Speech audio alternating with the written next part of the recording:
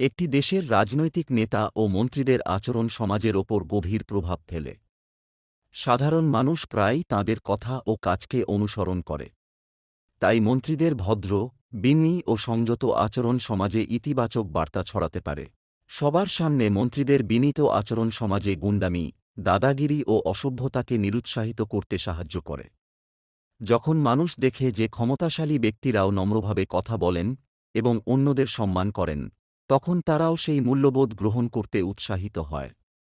ফলে সামাজিক সৌহার্দ্য ও পারস্পরিক শ্রদ্ধাবোধ বৃদ্ধি পায়। তবে সব সময় বাহ্যিক আচরণই প্রকৃত চরিত্রের পরিচয় দেয় না। কখনও কখনও জনসমক্ষে বিনয়ী ব্যবহার রাজনৈতিক বিজ্ঞাপন বা ভাবমূর্তি গঠনের কৌশল হতে পারে। কোনো নেতা জনগণের সামনে নম্র আচরণ করলেও আড়ালে কর্মচারী, সহকর্মী বা সাধারণ মানুষের সঙ্গে অহংকারী ও রুড ব্যবহার করতে পারেন। তাই একজন নেতার মূল্যায়ন শুধু কথায় নয়, তাঁর সামগ্রিক আচরণ ও কর্মের ভিত্তিতে করা উচিত। একটি ভালো ও সুস্থ সমাজ গড়ে তুলতে রাজনৈতিক নেতা ও মন্ত্রীদের সত্যিকারের বিনয়ী হওয়া প্রয়োজন।